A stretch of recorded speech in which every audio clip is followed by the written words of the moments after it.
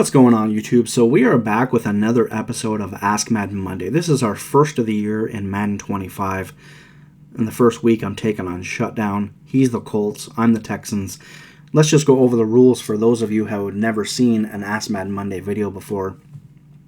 Basically, what we do is we get to the team selection screen and we press random team twice. To do that, you press the left trigger. Basically, you get two options, team number 1 and team number 2.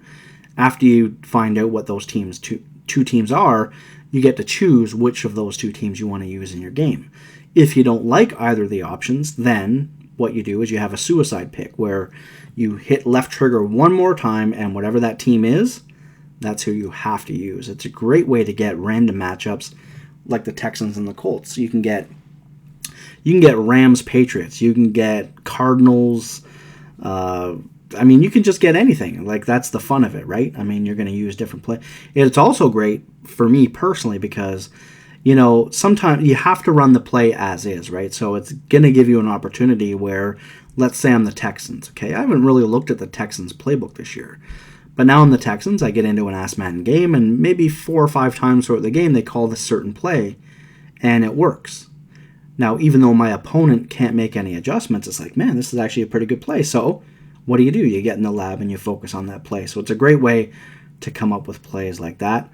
Even on defense, it's basically going to pick you a play and you're like, man, this play is really good. Just stock, maybe like a free safety blitz or something like that. Just a great way to find plays. So the rules, for those of you that don't know, is you have to pick one of the 3 Ask Madden plays. If you don't know, there's right when you go to pick your plays, when you get in a game, there's a section that says Ask Madden. You press that, and it's going to give you 3 offensive plays and 3 defensive plays. You must pick one of them. Even if you're on the 40-yard line, 4th and 1, and if it tells you to punt instead of kick a field goal, or it doesn't let you go for it, you must punt. You must do what the computer tells you to do, what Ask Madden tells you to do. You can't make any hot routes on offense. You can't flip runs. You can't do any of that stuff. You can playmaker, a receiver or a running back once you've snapped the ball, but you can't make any adjustments, even on defense. You can't put anyone in man. You can't change any zones. You can't do anything to the play. You must control one player from start to finish. You can't move a player down. Like if you want to move a safety into the box and then control a linebacker, you can't do that. Just choose one player and control him the entire way. It's a great way to just, let's say some sim players are watching this. You're true sim players, and you just happen to stumble across this video, and you're sick of the guys that play that, glitchy or freestyle game of Madden. Well, it's a great way for 2 players that play opposite ways to come together and play a game of Ask Madden. I mean, you got to follow the rules, right? The other thing is, for a player like me, I mean, if I play Shutdown, okay, this happens to be a money game, okay? We played 4 games, and we played 1 for money, and this is the money game. And if I'm going to play money games regularly against Shutdown, I'm going to lose. I mean, he's a much better player than I am. I mean, he's like in his 20s, his early 20s, and we won't get into that. But you get the idea. I'm not going to stand a chance against him. And it's a great way to, give myself an opportunity to win games. That definitely should have been an interception, but I get lucky on 3rd and 6. So what I'm going to do now is, I just thought of it today. I thought, Ask Madden games, what do you talk about? You can commentate on the game, but at the end of the day, it's an Ask Madden game. I mean, they're fun. Don't get me wrong. I love them. But, I mean, there's really not that much to say when you're talking about an Ask Madden game, I guess. So what I'm going to do is I'm going to recap the NFL the rest of the way until the season is over. We're going to try to come out with an Ask Madden Monday game every week until then, and I'll recap the NFL. For me, I'm a Dolphins fan. I haven't missed a week of football, since I was 13. I haven't missed a Sunday of football since I was like 13 years old, right when I started to become a hardcore fan, maybe even 12 years old. I haven't missed it for a birthday, a wedding, anything. I don't care. A girlfriend anniversary. No, I don't miss Sundays, and that's just that. My family knows it. They've put up with me saying, there's a wedding? Okay, what day is that? Oh, it's next Sunday. Nope. That's how I am. So, I guess what I'm going to do is I'm going to start with Denver and Indianapolis. I'm going to try to go over this really quickly.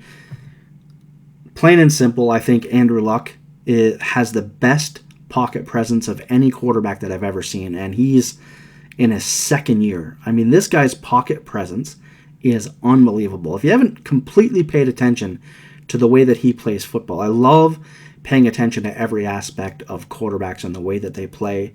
And Andrew Luck, he just I don't want to say that he doesn't sense pressure, but he ignores it.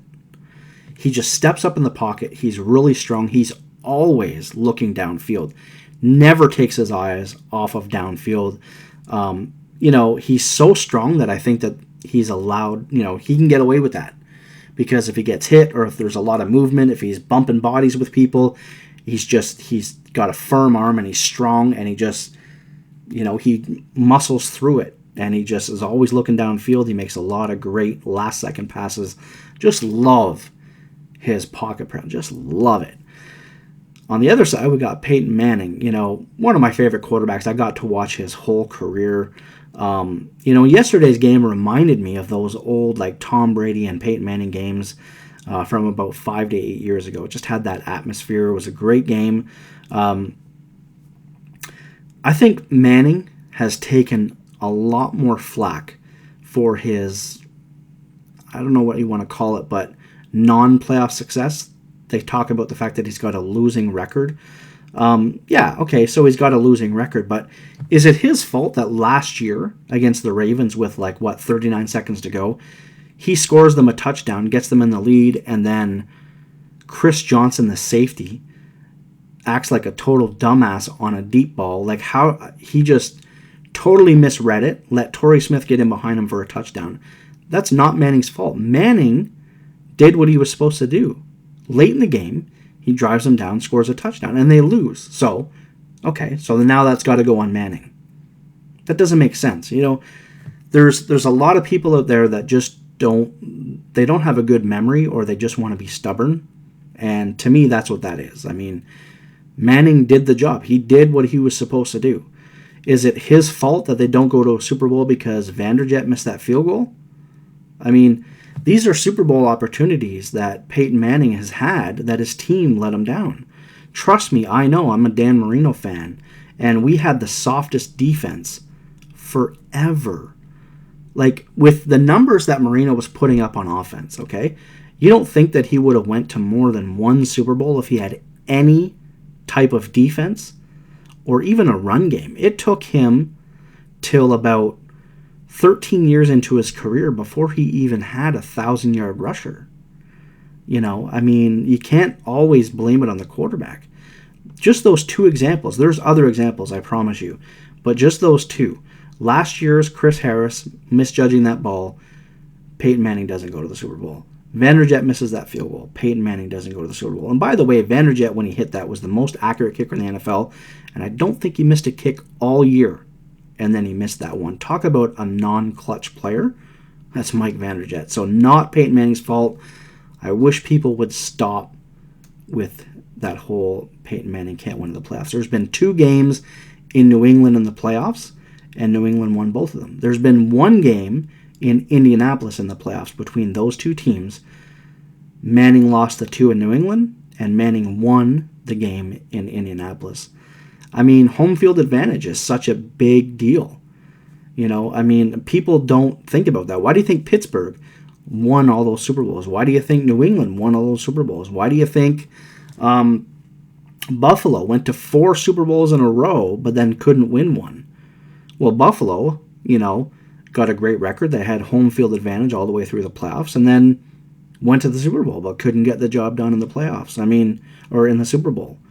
That's just the way it goes. I really planned on talking about a lot of other games, but I guess we're just going to focus on that one big matchup. I'm sure you're sick of hearing about it, but these are my opinions on that game and those players. I think Manning is one of the greatest quarterbacks ever, and if you say that he's not, then I don't think that you really have been watching. I don't think that you've been paying attention to what's been happening, or you forget. It's easy to just kind of look at a record and say, oh, He's got a losing record in the playoffs. He must not be clutch. It's not a one-person sport, I promise you. This isn't basketball, okay? This isn't Michael Jordan. It's not LeBron. It's football. It's a team sport, and that's my thought. So that's what you're getting today. By the way, I won this money game. Thanks, Kyle.